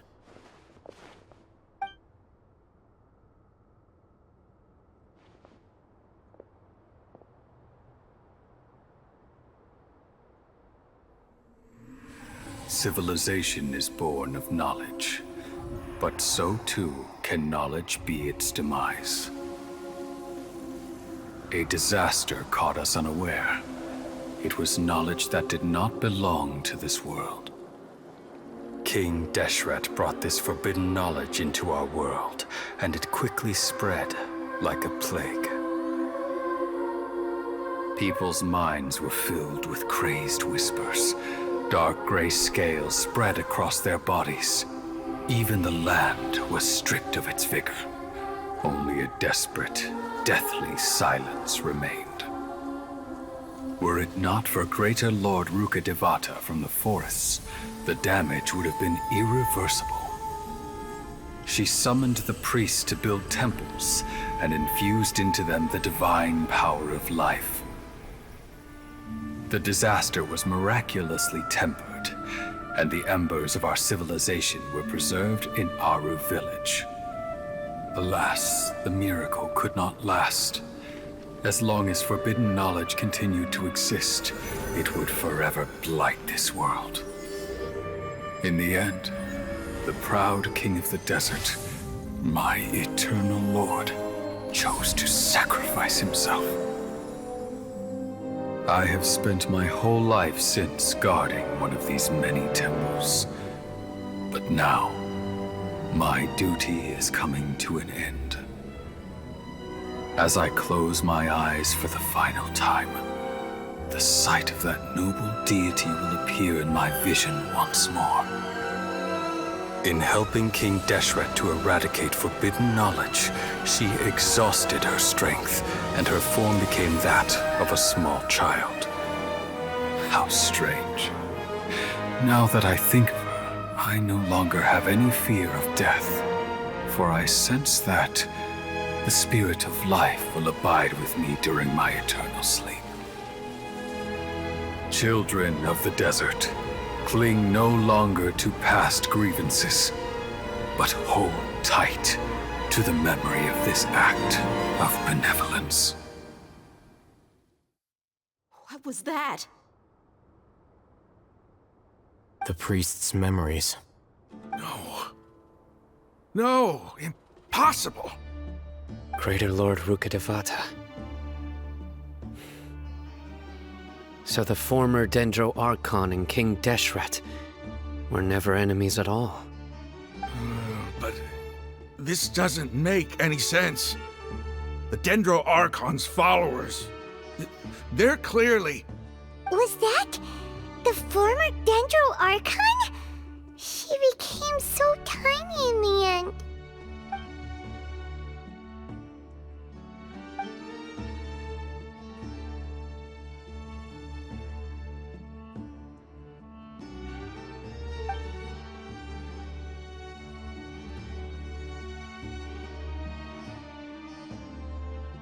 You might be distrustful of the Akasha, but there's no reason for you to doubt King Deshret's technology. You've just witnessed his priest's last words. I've never heard about any of this before. The surviving followers of King Deshret all gathered in Aru village. Our god did not make mistakes. We refused to believe any of the rumors. King Deshret's death, the all but total annihilation of our civilization, it was all Greater Lord Rukkhadevata's doing. We saw her as nothing more than a traitor, who stabbed us in the back in our moment of crisis. Just like us humans. Fighting, feuding, double-crossing each other to survive in the desert.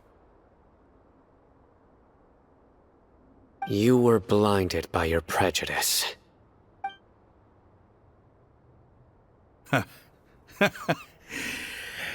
If I hadn't seen this for myself, if I hadn't witnessed his last words with my own eyes, ears, and heart, how could I ever begin to accept this? The truth is so far from what I've always known. Am I really supposed to believe that after all these years, all this time seeking revenge, suddenly now my enemy is my savior? Raman, that's enough. Give it a rest. You're starting to make a fool of yourself. Dia, tell me, my Eremites and I, what are we even fighting for?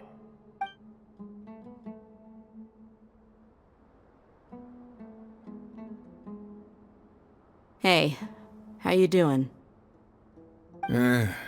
I'll live. Thanks. I should probably go. Can't just stay here forever. What's your next move gonna be? Oh, I know what you're going to ask. I feel deeply ashamed of everything I've done. You'll get everything you're asking for. But please, give me some time. After everything that's happened here today, somehow I need to explain it to the others. It's not gonna be easy.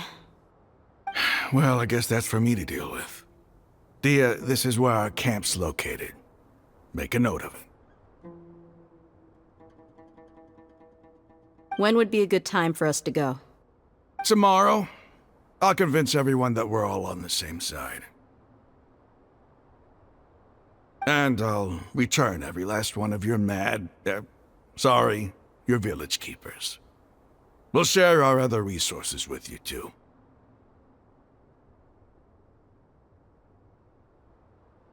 You seem to finally understand that our true enemy is the sages.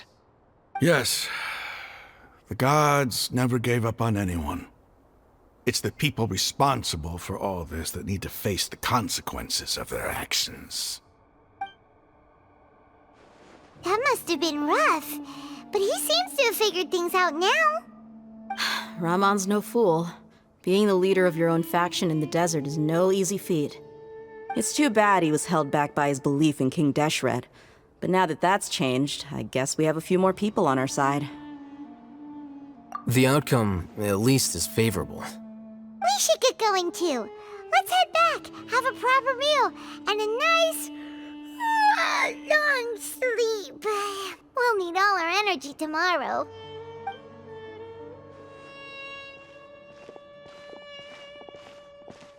Sino, we're leaving! Stop yelling.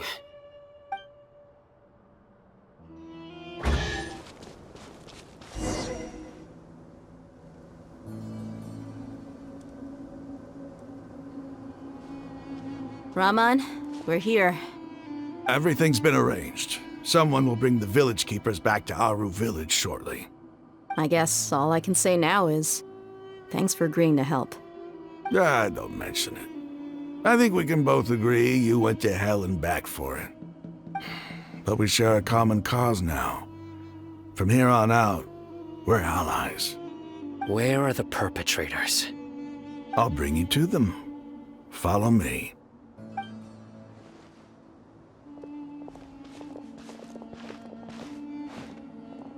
So these are the people who kidnapped the village keepers. Oh no, it's the scribe! There's no need to yell. No one can help you now. We've been all over the desert trying to find you! That's right.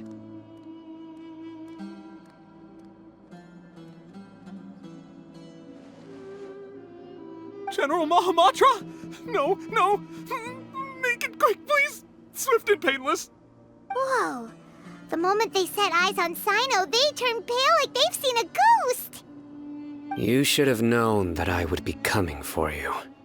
Wait, we were just following orders! You know what I'm talking about, right? There's no way we could have done all this by ourselves!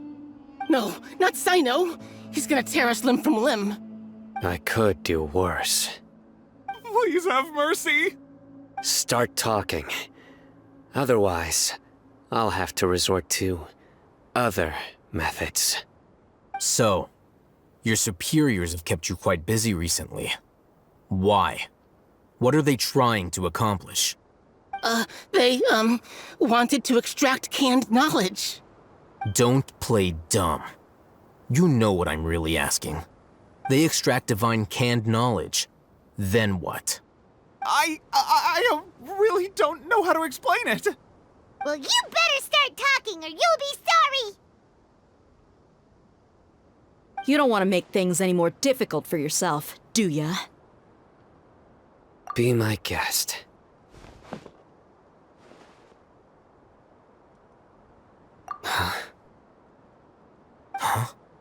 Uh-huh. That sure didn't sound like a fancy metaphor or anything. You're serious, aren't you? How did you know? There's no use hiding it now. Yes, you're right. The Academia is working on an important and potentially world-changing project. They are creating a new god. A god that will belong to them and to the people of Sumeru. It may seem as if Sumeru's academics are thriving, but ever since the death of Greater Lord Rukkhadevata, scholarly breakthroughs have been few and far between. The withering of Irminsul has been getting worse recently. The sages have tried everything they could think of, but nothing's worked. I'm always hearing them say things like, if only Greater Lord Rukkhadevata was still with us. Continue. And then, someone from the Fatui showed up. They called him the Doctor. He brought a gnosis and said he wanted to borrow the Academia's research facilities. The Doctor was previously expelled from the Academia. At first, the sages looked down at him in disdain. But when he said those words, everyone's expression changed. He asked them, "Do you wish to create a god?" This is what the arrogant ignorance at the extreme end of academia looks like. First, the Academia spent a long time constructing a divine vessel, which was based on an exquisite humanoid puppet. After that, they harvested dreams via the Sebzerus Festival Samsara, maximizing the Akasha's output. With the Doctor's help, and the Akasha now functioning at maximum efficiency, they were able to use it to extract the power from the Gnosis and convert it into a divine core. Next, they decided that their new god needed to possess divine wisdom. For that to happen, they needed a huge quantity of divine canned knowledge. It adds up. But how do you determine whether the knowledge extracted is of divine origin? Call it an educated guess? The Academia has been trying to figure out the exact source of the Scholar's madness for centuries, but to no avail. Nobody can explain the cause of this phenomenon. Surely you can see what that implies, Scribe Alhaitham. If it's knowledge no mortal can comprehend, then it must be something only gods are able to decipher. In other words, it's the source of the God of Wisdom's omniscience and omnipotence.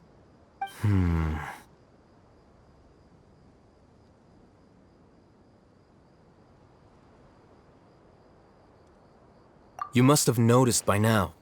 The Academia doesn't care about who their god is. It's the ability to exercise control over knowledge and wisdom that matters. It is as if they are cursed with a desire for omniscience and omnipotence that burns in their blood. Some organisms demonstrate phototaxis, and thus orient their entire lives in respect to sources of light. For the sages, their only source of hope is the existence of a deity who embodies the acme of wisdom. This is but a form of phototaxis. For many scholars, the absence of a god of wisdom means stumbling in the darkness for the duration of their lives. Then what does Lesser Lord Kusanali mean to you? Is she not a true god present in this world?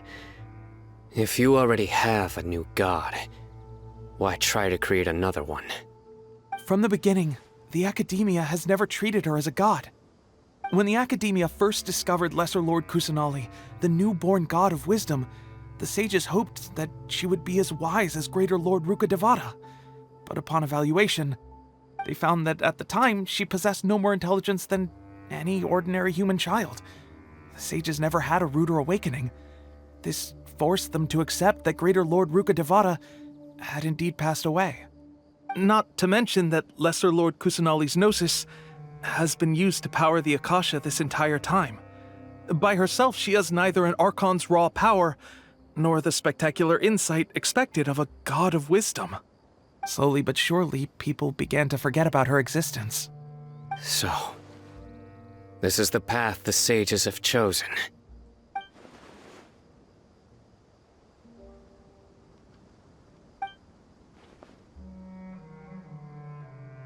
All right, let's try to keep our cool. If everyone's in a bad mood, then let's change up our scenery. Raman, give me a few men to help us escort the village keepers back to the village. And these two scholars, they're coming too.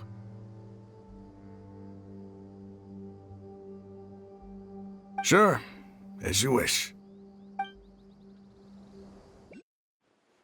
The village keepers you found have all been returned to their homes, and each one has a dedicated caregiver to look after them. The two new scholars are being kept under close supervision, too. Really great work, everyone. The atmosphere is so heavy.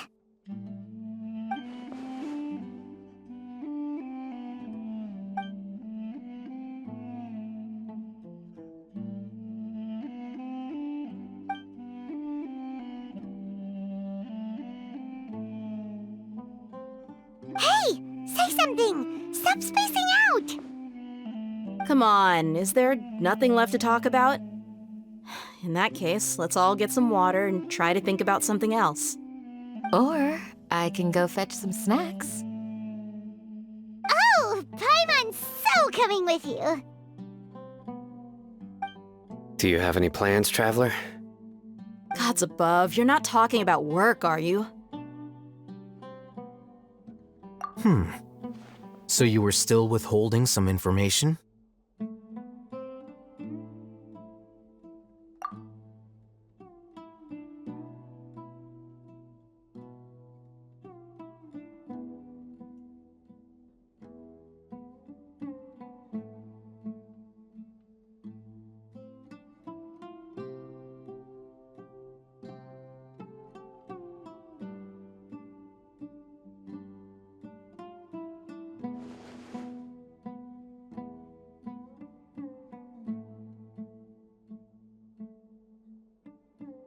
Even though we lived through all of this firsthand, it still feels super surreal to hear you talk about it again.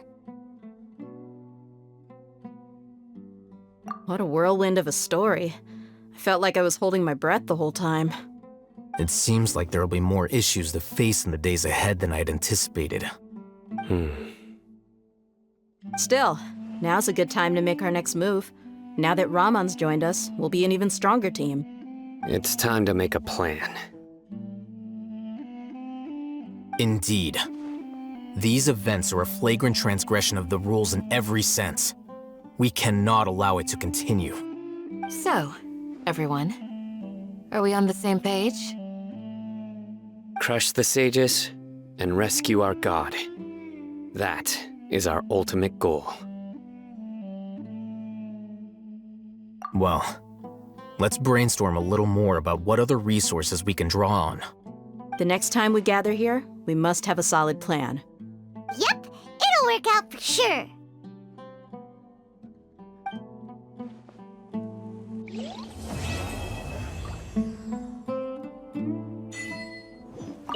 The past few days have been some of the most challenging work I've ever taken on. And none of it'll earn me a single mora. I can't believe it.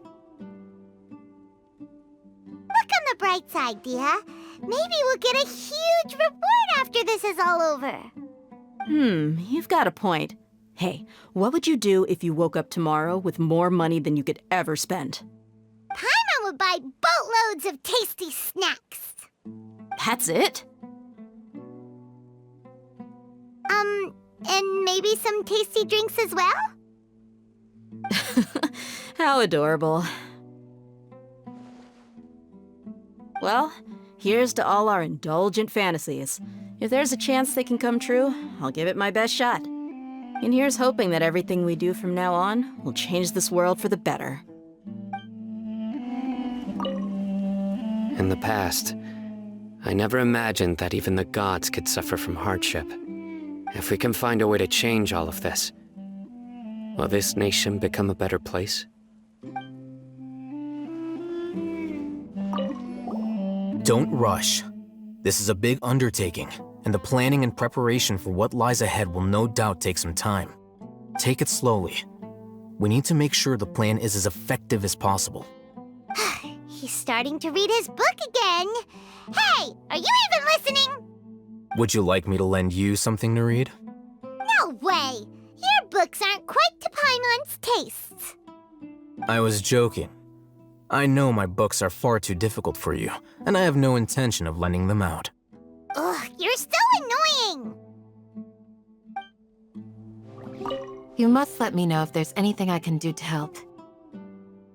Though I cannot leave Aru Village, I can't help but feel stirred when I see the looks in your eyes.